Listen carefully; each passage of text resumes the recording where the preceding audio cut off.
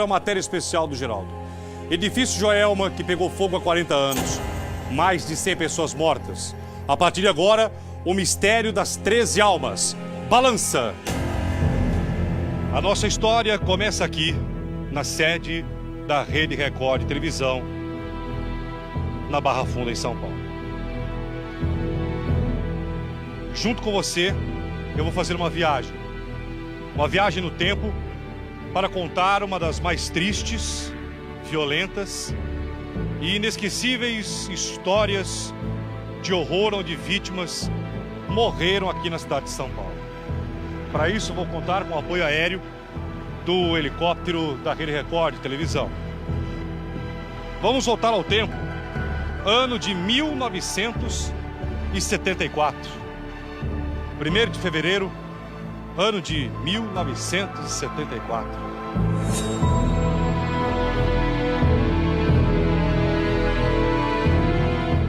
Centro da cidade de São Paulo. Testemunhas, paulistanos que testemunharam e conviveram com um verdadeiro horror. A cena que eles viam do céu, como se eu estivesse olhando para esse prédio aqui, olha. As pessoas olhando para aquele edifício daquela época, logo pela manhã daquela sexta-feira, não acreditavam no que estavam vendo.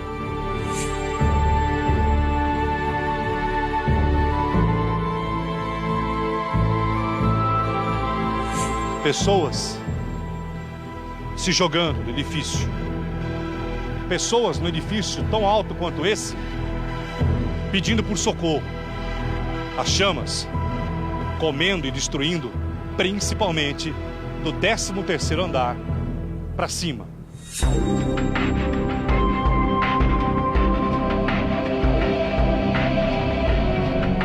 Eram mais de 700 funcionários. Lá funcionavam escritórios, departamentos de algumas lojas. A tragédia do edifício Joelma. Quase 40 anos depois, a tragédia que São Paulo não esqueceu. Vamos reviver as tragédias que marcam uma cidade, um país. A tragédia do edifício Joelma, onde 191 pessoas morreram queimadas e carbonizadas. Até hoje São Paulo não esqueceu.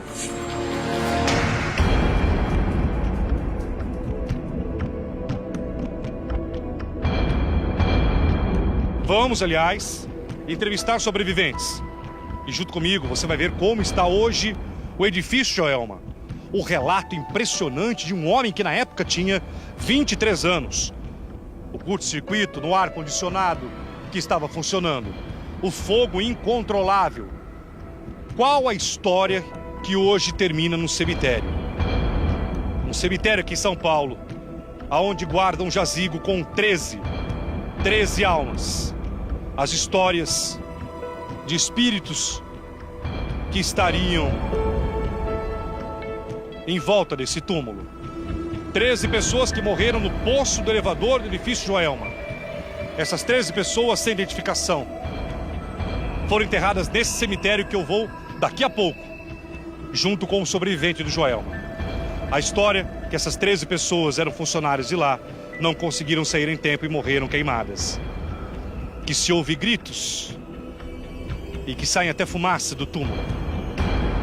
Verdade ou mentira? As cenas que até hoje São Paulo não esquece. A tragédia do edifício Joelma, contada agora e revivida no Balanço Geral.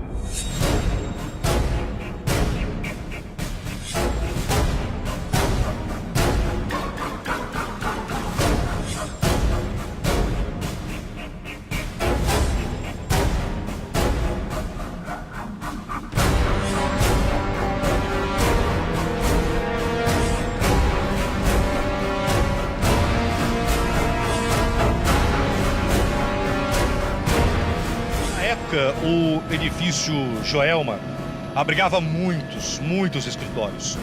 Na hora do incêndio, mais de 750 pessoas estavam trabalhando. São Paulo sempre acordou muito cedo. O incêndio começou no edifício Joelma por volta de 8h30 da manhã. E foi o seguinte, um funcionário sentiu um cheiro estranho no 12º andar. Foi verificar e percebeu que o ar-condicionado estava pegando fogo. Ele até tentou pegar um extintor, mas quando ele voltou já estava completamente dominado o andar.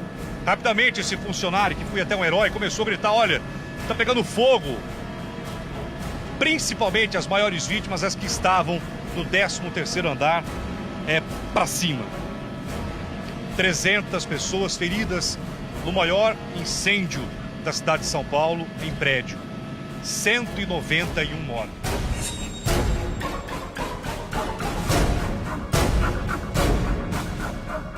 Entre esses 191 mortos, nós temos a história das 13 almas. 13 pessoas. Conta essa história. Daqui a pouco um sobrevivente vai estar comigo aqui no helicóptero. Ele vai junto comigo no edifício Joelma. Conta a história que essas 13 pessoas estavam no elevador. No desespero de se salvarem, elas ficaram presas no elevador, morreram queimadas e também asfixiadas. Essas vítimas nunca foram identificadas, nunca. Veja agora comigo as imagens desse incêndio que até hoje parece não sair da cabeça de todos nós. Manhã de sexta-feira, dia 1º de fevereiro de 1974. O edifício Joelma, na capital paulista, é envolvido pelas chamas, resultando num espetáculo dantesco de proporções inusitadas. Já estamos sobrevoando o centro da cidade de São Paulo. Vocês vão ver agora, exatamente. Esse edifício, Joelma, meu Deus. Esse edifício, há 40 anos atrás, foi palco da maior tragédia de incêndio na cidade de São Paulo.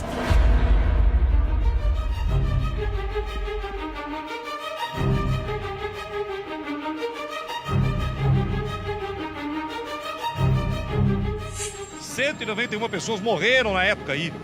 Helicóptero não tinha, a polícia não tinha helicóptero. Usou helicóptero de uma empresa privada, de uma empresa particular. Não tinha aeronaves, como hoje a Polícia Militar tem aeronave, a Polícia Civil, o Corpo de Bombeiros, a quantidade de aeronaves. Se fosse hoje, nunca teríamos a contagem desses mortos. Mas naquela época, em cima dessa laje, a imagem que agora podemos comparar das pessoas pedindo por socorro.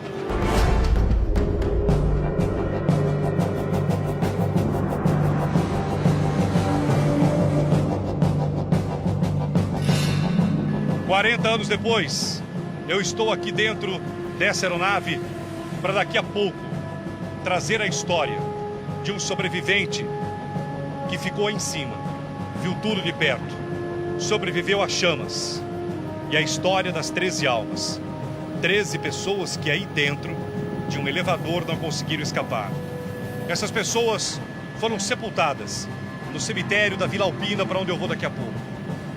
Conta a história que se ouve vozes no túmulo dessas 13 almas que morreram no Joelma. Verdade ou mentira? Relato dos funcionários antigos. E esse edifício que mais uma vez nós estamos mostrando. Em cima dessa laje que todos vocês estão vendo, é muita... Eu vou dizer a vocês que até hoje o coração da gente bate mais forte. Muitas pessoas se jogaram. Muitas pessoas não esperaram ou não acreditaram no socorro e pularam do último andar que vocês estão vendo.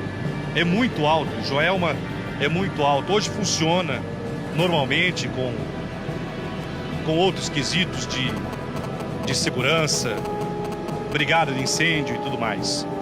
Mas naquela época não. A identificação dos mortos na época foi muito difícil, porque hoje se tem o exame de DNA, o trabalho do Instituto Médico Legal, o trabalho de perícia é muito grande. Naquela época não existia isso. Muitos foram enterrados, sepultados, aqui sem identificação, sem saber. Em cima dessa laje, muitas pessoas ficaram estendendo a mão. Veja agora mais uma vez a imagem das pessoas à espera de socorro. nessa laje que se tornou a Laje da Esperança.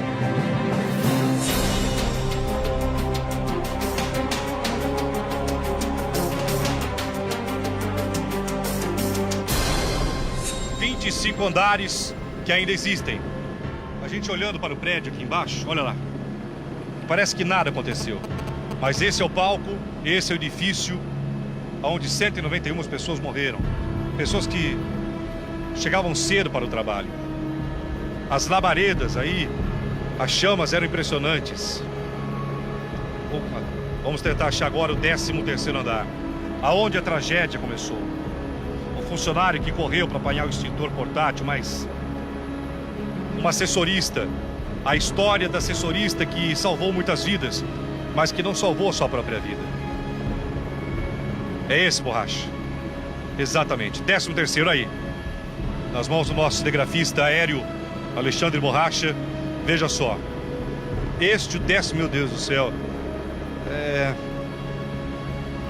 não dá para imaginar o que essas pessoas passaram, o desespero, se seriam salvas ou não. Você vê inclusive que tem ar-condicionado antigo ainda. Você pode ver, dá uma olhada, ainda tem ar-condicionado antigo nesse edifício. Dá uma olhada, isso, perfeito, Alexandre. Dá uma olhada, aquele ar lá, ó. Aquele ar é um ar-condicionado dos antigos ainda.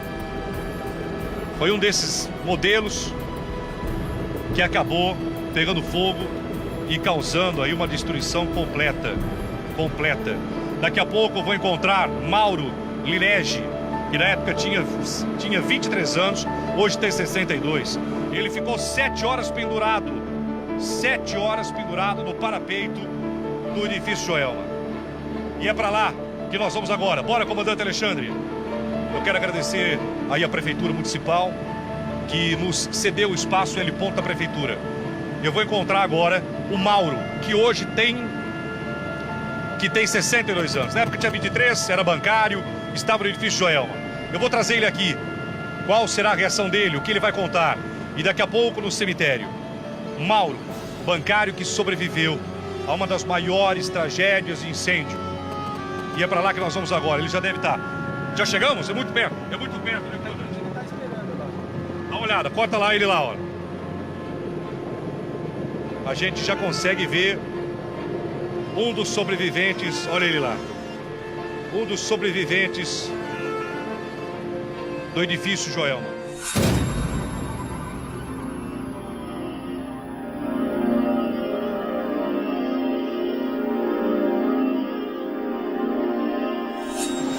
Muito bem. Já estamos aqui para dar continuidade nessa história. Principalmente sempre quando tragédias acontecem, como essa do Sul, outras são relembradas e outras são levantadas. E para contar essa história, é ele que me acompanha.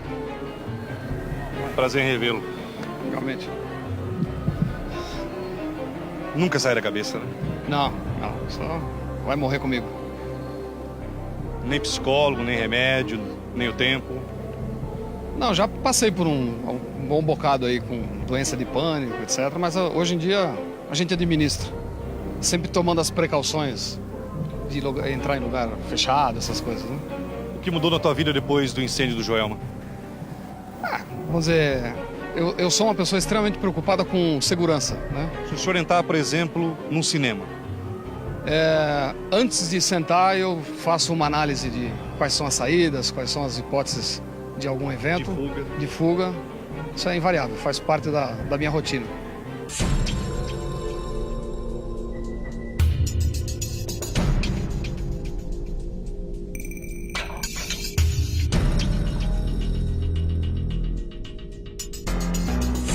Ele vai contar tudo que ele reviveu, quem que avisou o incêndio, como que ele fez para mais de 7 horas sobreviver, se a morte passou por ele, se ele pensou em pular como aquelas pessoas. É por isso que eu falei, eu quero alguém que tenha vivido, e nada melhor do que ele.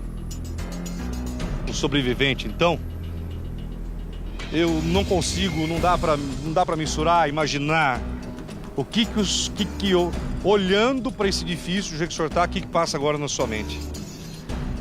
Você mencionou de pular, né? Eu estou aqui hoje podendo dar esse depoimento para você porque eu me salvei porque eu pensei em pular, né? E ao pensar em pular, eu estava naquele... Se você contar do topo do edifício para baixo, eu estava na terceira janelinha. Espera um pouquinho só, vamos lá, deixa eu tentar. Do topo do edifício. Topo do edifício. Tá. 25º, 24º, 3º, 22º, é onde eu estava. Tá. 2 anos antes, eu presenciei o incêndio do Andraus. E tive a oportunidade de conhecer um amigo, vizinho de onde eu morava, que me contou detalhes do incêndio do Andraus, que eu vi, né? 2 anos mais tarde, em 1974, Meu Deus. eu. Não é possível. Por que eu? Aí, fizemos todas os procedimentos cabíveis na hora, quer dizer, a gente não conseguia descer, não conseguia subir. Pegamos a mangueira de incêndio, conectamos, abrimos o registro. Surpresa, estava desligado. Então não tinha água, o sistema hidráulico do prédio estava... Não funcionava? Não, estava desconectado. Aí eu me vi encurralado no 22º andar, eu e mais 6 pessoas. Aí eu pensei comigo, o tempo todo na minha cabeça. O tempo todo na minha cabeça, eu não vou morrer queimado. Porque eu tinha histórias do Andraus. E com esse pensamento na cabeça, quando o fogo chegou... Mesmo com tudo aquilo, com as pessoas pulando, não dá para imaginar, senhor Mauro, do incêndio num prédio, cara. Um prédio pegando fogo, as pessoas pulando, você saber, não tinha condições de descer. Não. Mas veja bem, do momento que você sabe do incêndio, até você pensar em descer, subir, demorou 2 minutos, se tanto, para chegar onde eu estava. O fogo começou no 11º e eu estava no 22º. Quando eu finalmente me vi encurralado e não conseguia mais respirar, eu falei, bom, agora é hora de pular. Eu não vou morrer queimado. O senhor chegou a pensar? Cheguei a pensar, não, eu pulei. Eu pulei, não pulei do edifício. Eu abri a janela do banheiro, tinha um pequeno parapeito do lado de fora, você pode ver ali, ó. Você tá vendo que entre a janela do banheiro e essas lajes que tem aqui fora, você tá vendo que tem um pequeno parapeito aqui embaixo, aqui, ó? Tem, exatamente. Esse amarelinho? Isso. Foi aí que, quando eu abri para pular, eu notei que tinha esse parapeito. Então, eu e mais 6 pessoas que estavam junto comigo, nós descemos, fechamos a janela e ficamos ali pendurados por 7 horas, até o bombeiro nos resgatar. Naquele espacinho que nós estamos vendo? Naquele espacinho, 7 pessoas. Obviamente, um em cima do outro. O único que não se queimou, assim, gravemente fui eu, porque como eu fui o primeiro que pulei, eu fiquei numa posição, digamos, privilegiada, eu fiquei embaixo. E tinha um cidadão em cima de mim, né? E dali eu pude ver todo o horror das pessoas pulando, enfim, aquele movimento de fumaça do helicóptero. Cada vez que o helicóptero chegava e pairava sobre o edifício, você imaginava, é agora que eu vou morrer.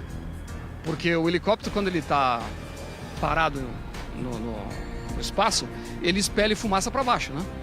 Logo onde nós estávamos. E como, graças a Deus, aqui é um vale, né? Então os ventos vêm de vários lugares.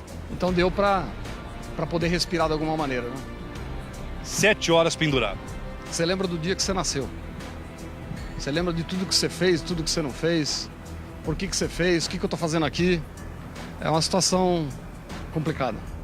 Durante essas 7 horas, o que vocês conversavam entre vocês? Você mantém amizade com esses outros 6? Sim, sou muito próximo de um colega chamado Hiroshi Shimuta, que estava junto com a gente. Ele é um dos 7 que estavam nessa janela. A gente tem contato semanal, né? Ele, naquele dia, ele tinha nascido gêmeos dele e ele não tinha ido ver. Quer dizer, tinha nascido na noite anterior e tal, e por problemas de trabalho ele não tinha ido sequer ver os filhos. Nós passamos o tempo todo um confortando o outro, ou segurando. O cidadão que estava em cima de mim, ele se queimava, né? Me mostra como o senhor ficava lá, qual a posição? Bom, eu ficava uma perna balançando, né? Porque o parapeito tinha uns 20 centímetros. Tá. E a outra perna agachada assim. Um cidadão aqui em cima de mim, outro aqui, outro aqui, outro aqui. É como... Quer dizer, ficávamos todos assim, mais ou menos. Sim. Um aqui, depois o outro já, todos aqui. Sim.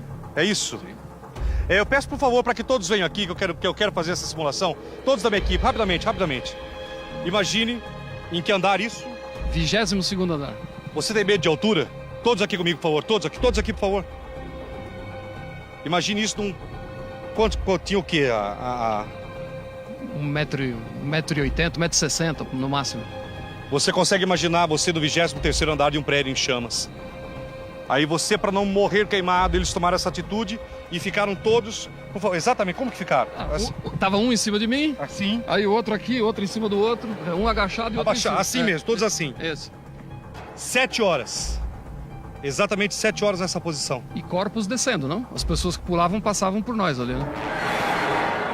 Você não queira imaginar o rosto de uma pessoa que quando está caindo. Passaram mais ou menos nessa distância de mim, né? Quando a pessoa cai, é horrível.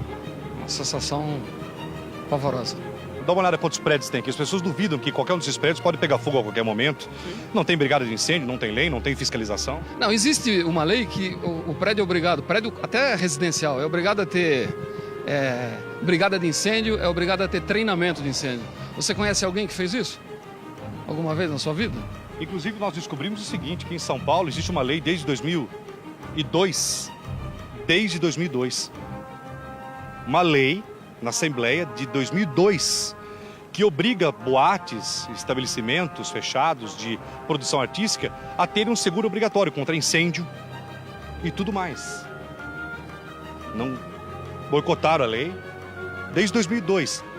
Cinemas todos, teatros, tudo seriam boates. São Paulo teria que pagar esse seguro obrigatório caso aconteça alguma coisa. E se você morrer lá dentro asfixiado, mas eles não boicotaram essa lei. É o nosso jeitinho, né?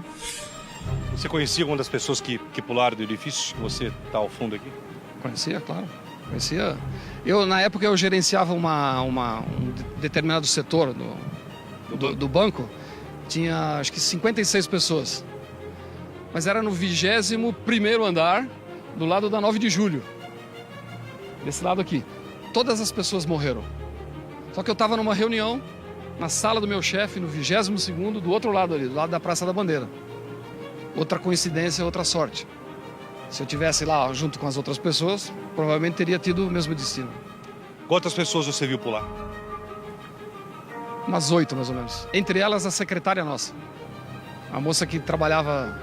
Porque quando houve o incêndio, a primeira reação que você tem é pegar um extintor e fazer alguma coisa. A segunda reação sua é, vou descer. E quando isso não é possível, a única saída que você tem é subir. Essa secretária, ela subiu. O meu gerente, o meu diretor na época também subiu. Como eu demorei lá alguns segundos, 30, 40 segundos, eu não consegui nem descer nem subir. Eu acabei ficando onde eu estava, né? Por sorte.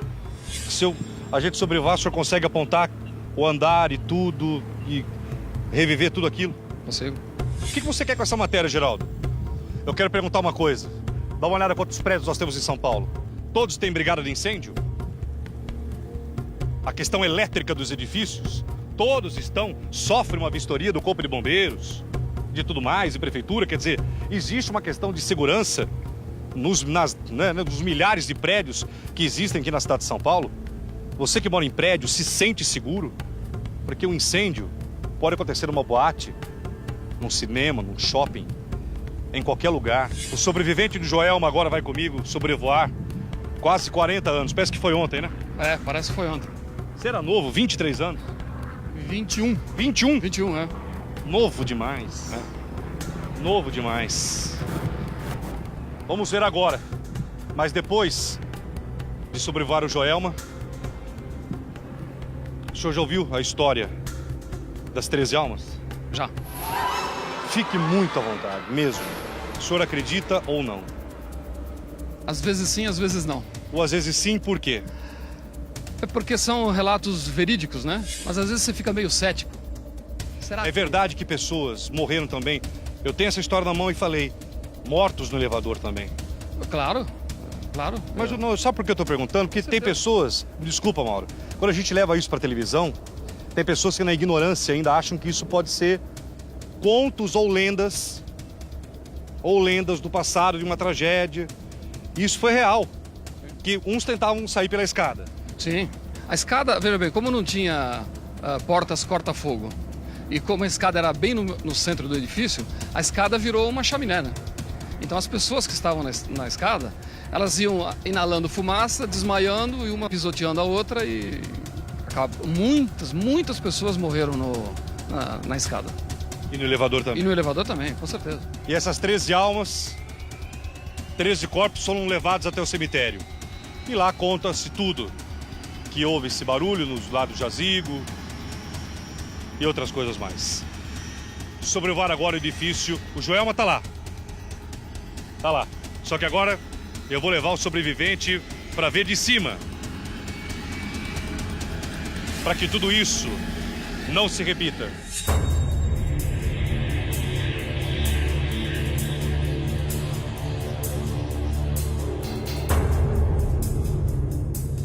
O balanço geral sobrevoando o local da tragédia, edifício Joelma, quase 40 anos.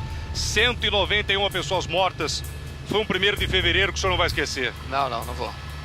Esse primeiro andar aqui, Geraldo, é o 11º. Dá uma olhada, pega lá onde ele tá apontando, Borracha. Não é ainda aí não. É lá embaixo, é isso? Isso. Vai baixando. Onde é? Quer ver? Aqui, ó, quando começam os edifícios, aqui em cima desses pilotis, aqui é 11º andar. Porque os 10 primeiros andares são garagens, né? Então foi aqui que o ar-condicionado com fio inapropriado pegou fogo. Foi um fogo elétrico, né? Daqui que se espalhou por edifício inteiro. Como que se espalhou tão rápido daquele jeito? Pegou na parte elétrica. Na época, todos os móveis não eram à prova de fogo. As cortinas eram de jutas, altamente inflamáveis. E quando o fogo estoura os vidros, o oxigênio que é expelido para fora leva o fogo para o andar de cima e assim sucessivamente. Olha aqui para mim, meu câmera. Eu vou mais uma vez falar. Eu vou mostrar de novo. Estamos aqui suspensos no ar. Suspenso, essa força do jornalismo Record. Dá uma olhada, o espaço é inacreditável, cara. Olha a janelinha onde ele, que tá aqui comigo, e mais 6 ficaram. Durante 7, o edifício ardendo em chamas. As imagens do edifício em chamas.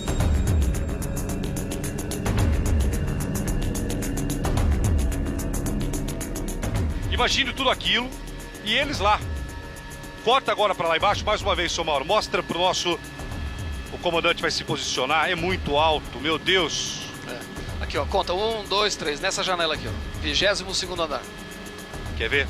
Essa aqui que o Borracha fechou, né? Quer ver, ó? Esse. Conta 3, ó. Quer ver? Ele tá vai vendo esse fechar. parapeito aqui, ó? Ah. Esse parapeito aqui que suportou as 7 pessoas. Como nós estávamos protegidos por essa laje e essa laje... É esse local aí que tá aí agora. Exatamente aqui. O fogo passou aqui, ó. E aqui não, aqui onde nós estávamos não.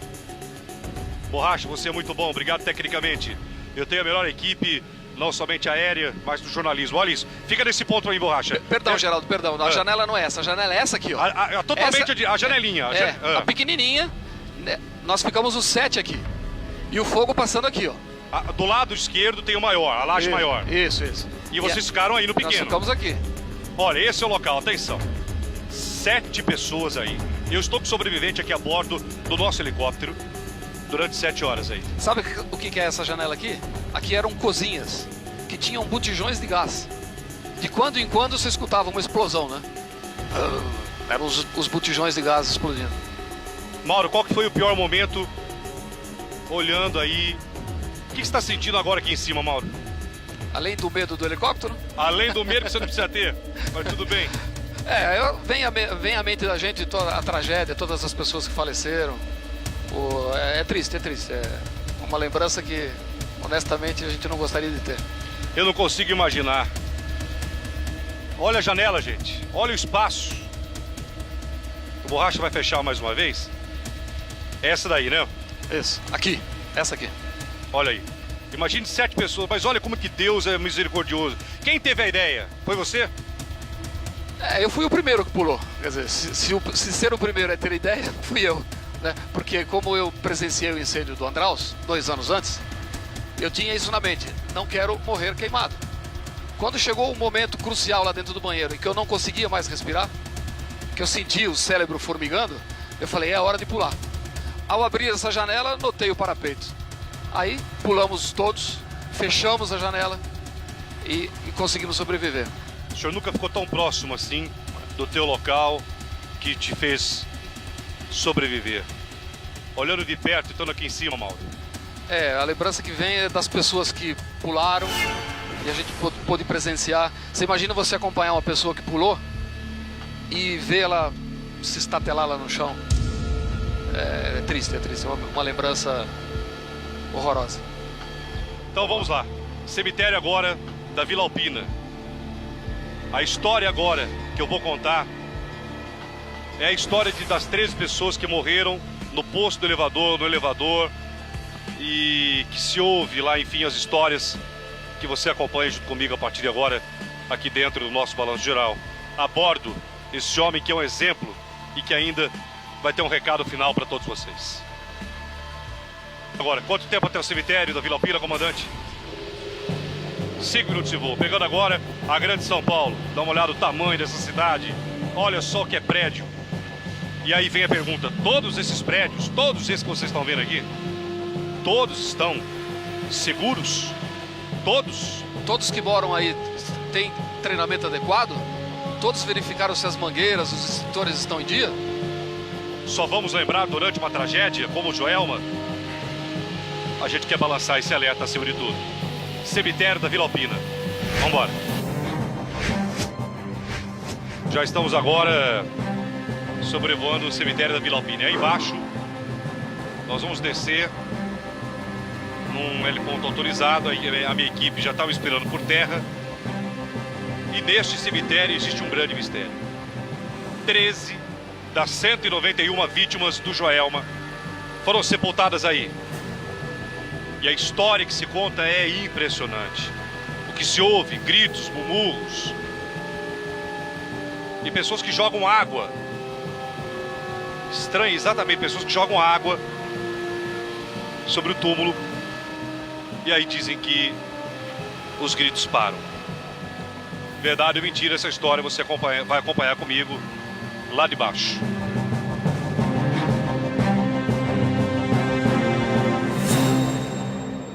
Que vocês vão ver uma coisa assim inacreditável. Inacreditável.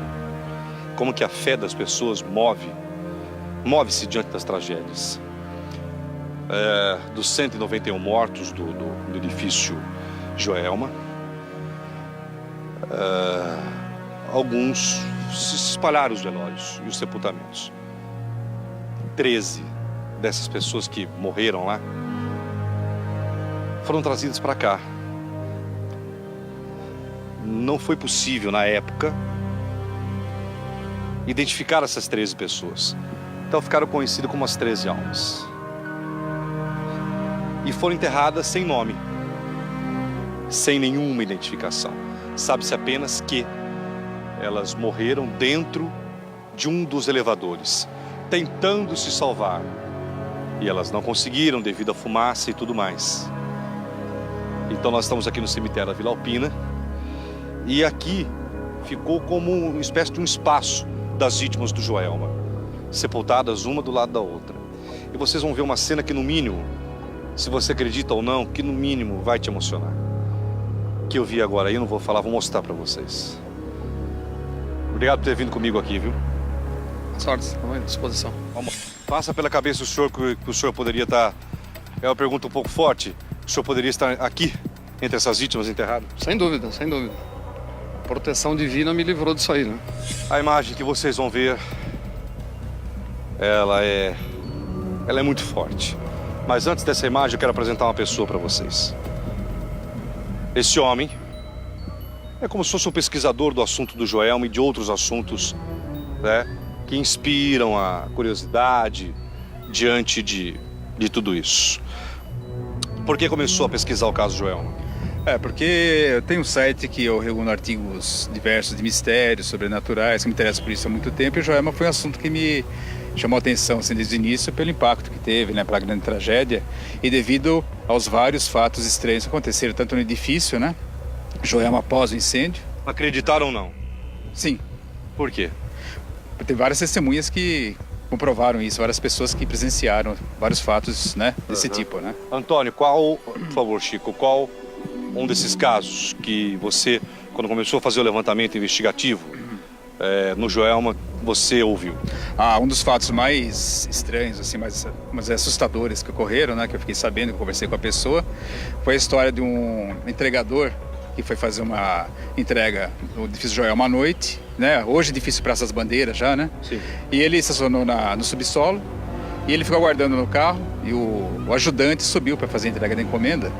Enquanto isso, ele ficou aguardando no veículo, ele viu que no fundo da garagem do prédio, na parte escura, surgiu uma mulher vestida toda de branco e estava se deslocando pelo estacionamento. E ele, observando assim mais atentamente, ele viu que a mulher não estava andando, ela estava flutuando no ar.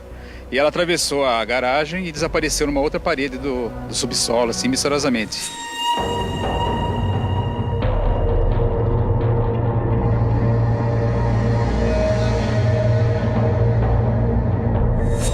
Não mostre ainda, por favor, Chico, não mostre ainda, mas o local que nós vamos ver é muito especial. Sim, aqui nesse local foram enterradas 13 vítimas do edifício Joelma. Eu peço, não mostre ainda, mas é um local de uma energia muito forte. Muito forte. Em cima de cada túmulo tem um copo d'água, vocês vão ver. Vocês vão saber o porquê do motivo desse copo d'água, a crença do povo, a crença popular. E esse cara que eu fiz questão de trazer, porque é um pesquisador do assunto do edifício Joelma, nesse local aqui. Então, aqui foram sepultadas 13 vítimas do edifício Joelma, os quais durante o incêndio eles tentaram fugir pelo elevador. Eles não conseguiram, ficaram presos e morreram carbonizados dentro do elevador, né? E na época, era 1974, não existia exame de DNA ainda, os corpos não conseguiram ser identificados. Não sabe se 6 homens, 7 mulheres, nada. Nada.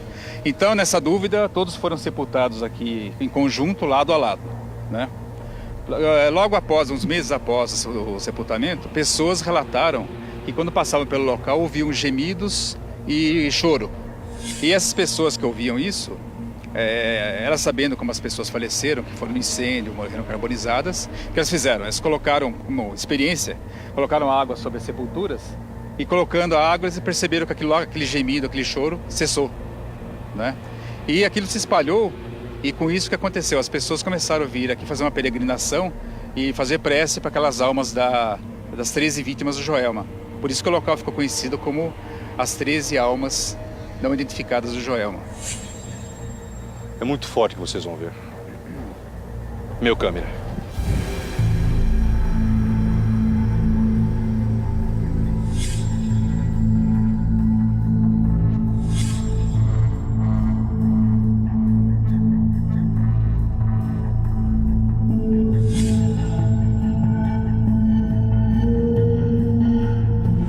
Vocês estão observando que em cada túmulo existe um copo d'água. Todos os dias, pessoas que acreditam nos milagres, nos pedidos, vêm até aqui. Essas são as vítimas, as 13 do Joelma. Pessoas que há quase 40 anos atrás perderam suas vidas.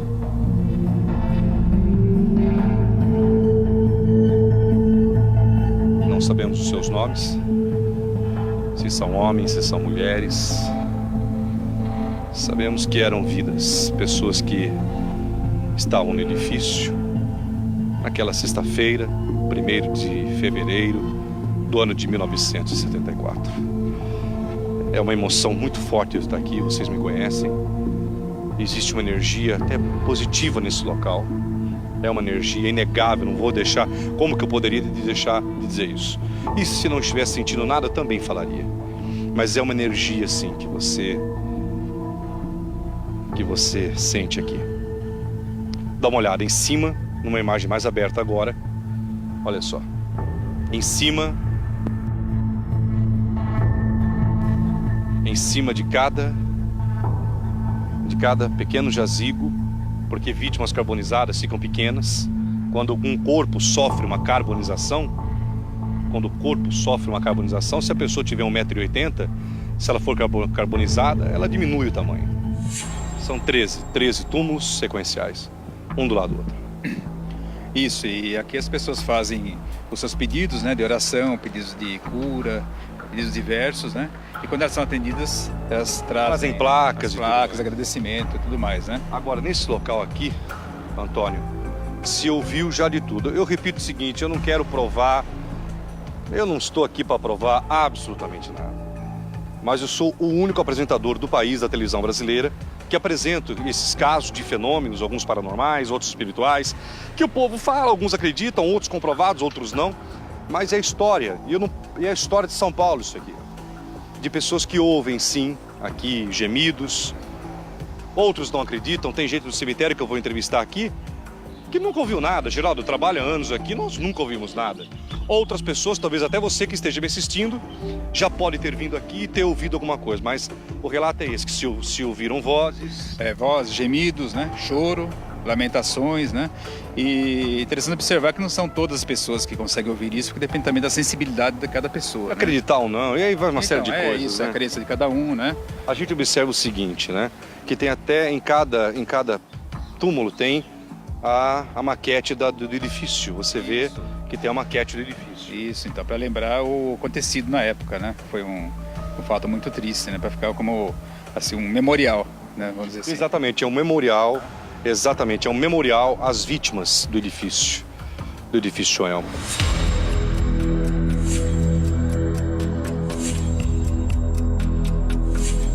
E essas 13 pessoas estavam no elevador. O que você levantou dessa história do elevador, Antônio? Então, porque no momento do incêndio as pessoas ficaram desesperadas para fugir do local e como não tinha saída de emergência, eles procuraram sair assim pela primeira porta que eles encontraram, né? E a maneira mais rápida que eles lembraram na época de fugir, essas pessoas, foi o elevador. Porque, por exemplo, o elevador é um meio de transporte mais rápido, então eles entraram todos no elevador e tentaram descer, só que quando o incêndio danificou a parte elétrica, o elevador parou, eles ficaram presos, o fogo subiu e eles morreram carbonizados dentro do elevador. Foram encontrados dentro do elevador, todos carbonizados, misturados ali. O senhor trabalha no cemitério aqui? Trabalho. O senhor faz o quê? Estou ajudando na administração lá. Não é coveiro? Não. O senhor não é obrigado a dizer absolutamente nada aqui. Essa é a história das vozes que se ouve aqui. Não, a gente ouve muito relato, né? O que o senhor já ouviu dizer? Eu até relatei pra você. Teve uma pessoa que veio pra mim que veio água cair da árvore aqui, entendeu? Dessa Tem uma árvore? árvore, não sei qual árvore que é, mas disse que cai água da árvore aqui. Eu, inclusive veio lá, pediu fazer uma pedra para agradecer. E essa pessoa falou o quê pro senhor? Que veio água cair da árvore. Viu gotas Isso, sai da árvore aqui. O senhor particularmente acredita ou não? Cada um tem a sua fé, né? Sim. Eu creio que aconteça assim, O senhor trabalha quanto tempo aqui no cemitério? Trabalho aqui há 26 anos. 26 anos, tem muita história. Já enterrou muita gente, né? Bastante. Eu imagino. O que o senhor já ouviu aqui de relato de pessoas que passaram por aqui? As pessoas sempre falam, né, que faz as promessas, recebe as graças. E a gente fica pensando, acho que pode acontecer, né? Também trabalha aqui no cemitério? Sim, Geraldo. Ah, é? A senhora já ouviu relatos de pessoas falando o que desse local? Bom, relatos afirmativos de alguém eu nunca vi, mas eu posso te relatar o meu. O meu de muita fé, muita bênção, muita graça e muita energia positiva. Aqui desse local? Sim, sem dúvida alguma. Agora me diz uma coisa, por que esses copos de água? Dá uma olhada, os copos estão cheios de água. Estão sempre cheios de água? Sim. Estão sempre cheios?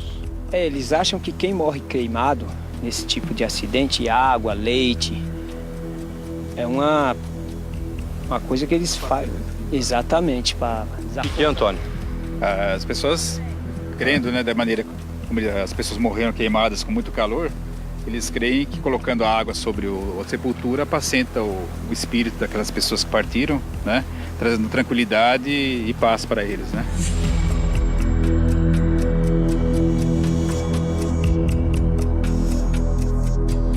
Não se sabe o nome de ninguém, né? Não se sabe, não sabe sexo. Mas e família não reclamou? É que tiveram várias pessoas que desapareceram, né? Então não chegou assim a ter uma identificação precisa de quem seriam essas pessoas, né? Então, na dúvida, todos foram sepultados aqui em conjunto de forma anônima, né? Não se sabe realmente. É que na época tudo era diferente. né? Tudo era mais simples, não existia exame de DNA, não existia sistema de identificação era mais precário, né? E aqui, vozes e mais o quê? Vozes, né? Choro gemidos, mas não são todas as pessoas que ouvem isso, né? São pessoas que são mais... Mas você conversou, você encontrou alguma pessoa que tenha ouvido? Eu conversei com uma pessoa que ela presenciou isso, né? Ela falou que ouviu já, né? E não no início, né? Foi uma época muito antiga, né? Mas uns 6, 7 anos atrás. E essa pessoa falou que ouviu aqui gemidos não, mas ouviu um certo choro. Até quando a história do Joelma vai durar? Ah, eu acho para sempre, viu? Eu acho que para sempre foi uma tragédia que marcou São Paulo, marcou o Brasil inteiro, né? Você acredita nessas histórias?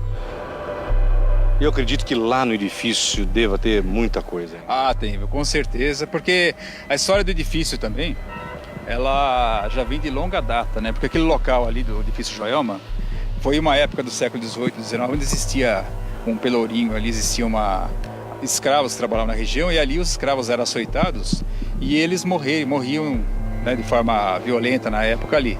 Já em 1948, houve o crime do Poço, no mesmo local do edifício Joelma, né, onde o professor Paulo Ferreira ele assassinou a mãe e as 2 irmãs no mesmo local.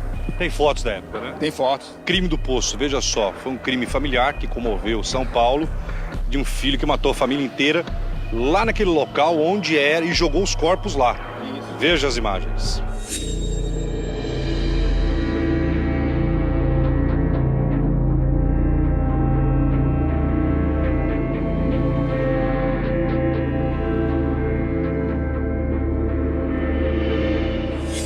Quer dizer, antes da tragédia do Joelma já tinha ocorrido uma outra tragédia.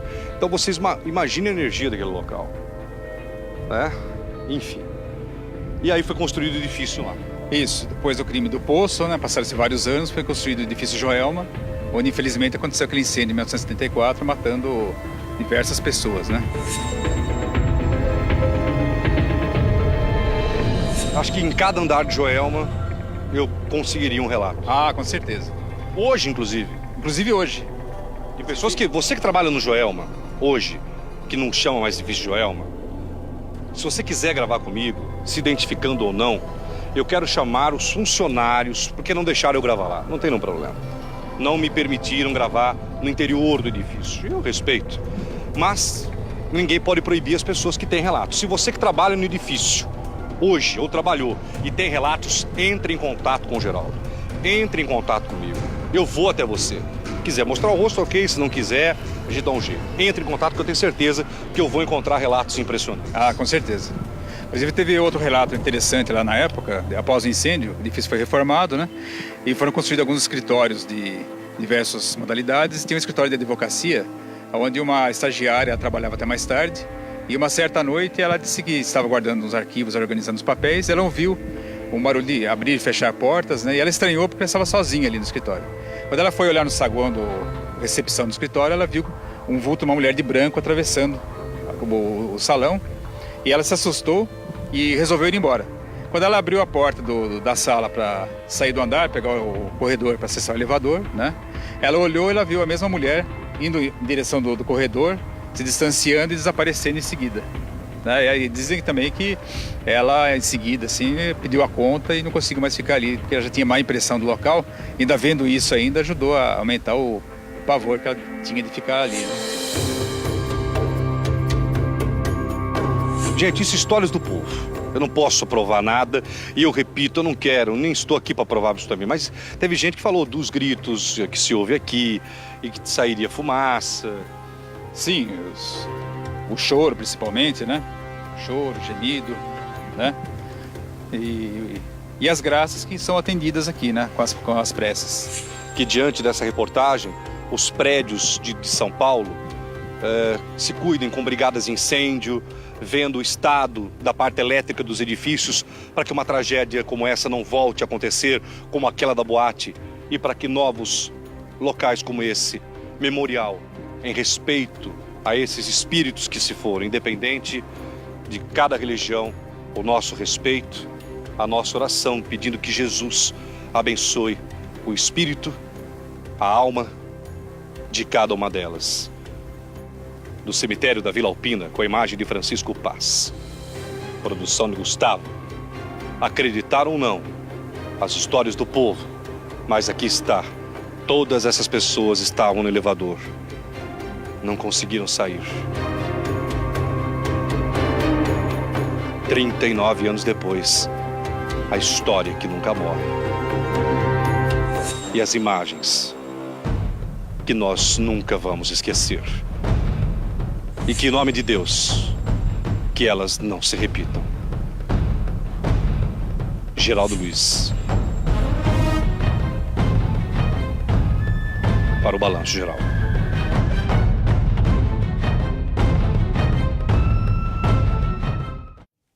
Que nunca mais aconteça.